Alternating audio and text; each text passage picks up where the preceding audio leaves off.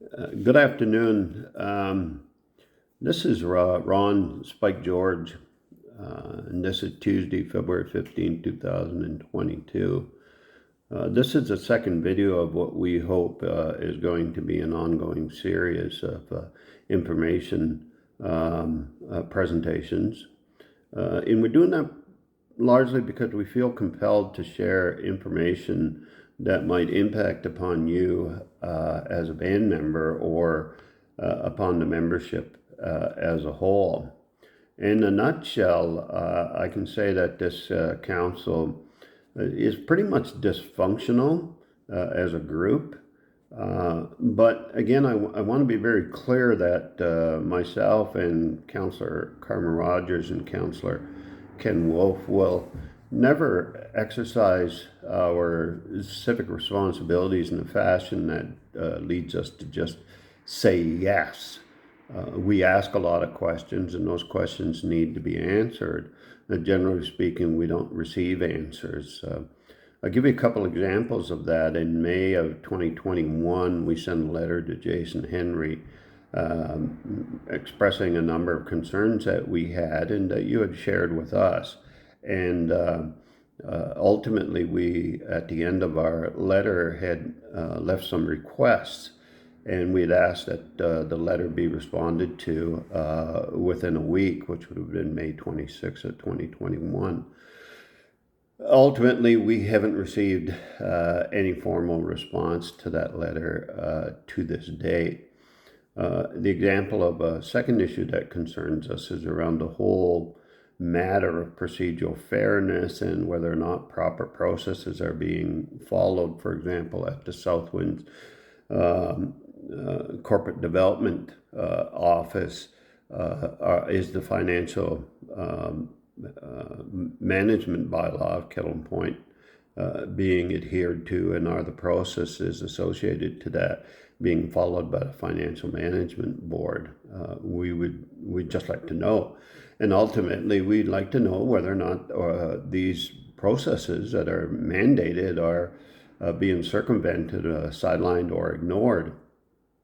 So we have a number of things that we want to discuss. For example, the 3 councillors suspension, the attempted removal of Ken Wolf as a councillor. We'd like to see live stream council meetings. We're going to talk about the 2020 election and the appeal that followed. We want to talk about the COVID funding and see where exactly money was spent as it relates to employees, and what employees received what amount, and did others receive lesser amounts, and what was a formula that was used for calculating those amounts. We also want to talk about Stony Point final settlement agreement contracts and government procurement. We want to talk about human rights issues. We don't talk about the ill-founded Kelvin Stony Point First Nation Leadership Manual, the dismissal of female employees during the 2018-2020 term. We want to identify employment or consultant contracts that are worth in excess of $100,000. We would refer to that as the Sunshine Group, and that would include one particular consultant who was paid $212,000 approximately over a period of 9 to 10 months. And yet when that person left, there was no intellectual property or corporate memory left in the wake of her engagement here.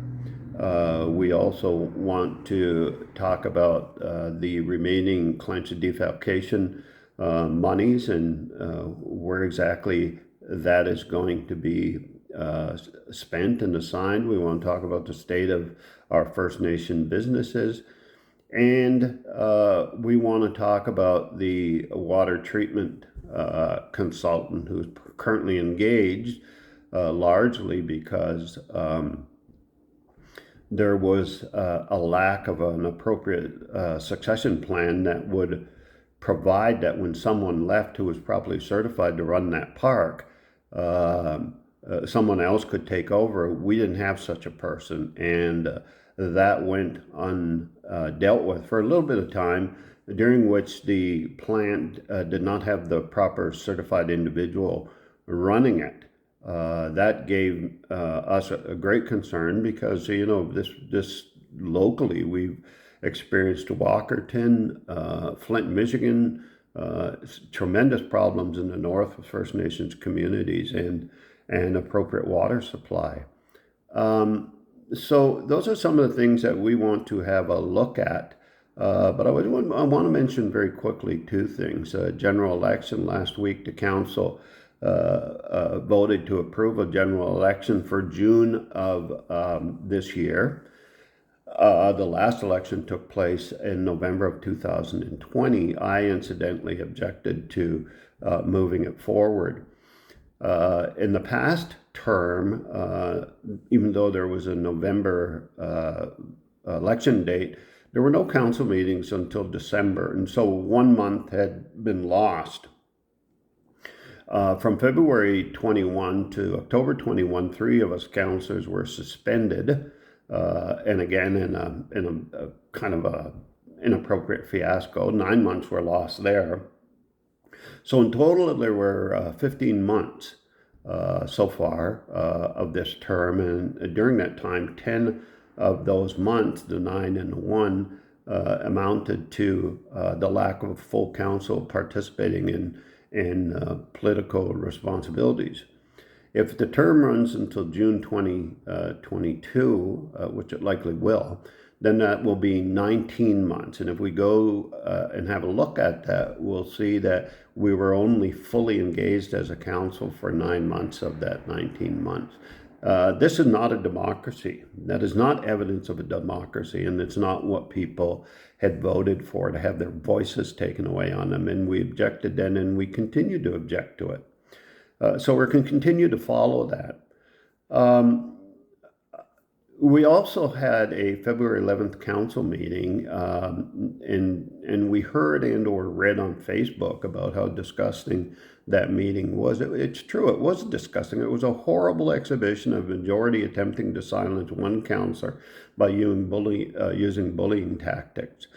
When you watch a video, if you're inclined to do so, please, I would just ask you to be objective in reviewing it. At that meeting, I asked if I could read a prepared statement. I was granted permission. It was not confrontational, but not designed to spark an abusive argument.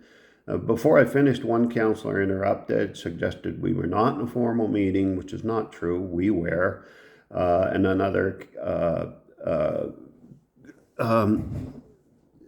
councillor at one point called for a point of order, which is what these four councillors do on a regular basis.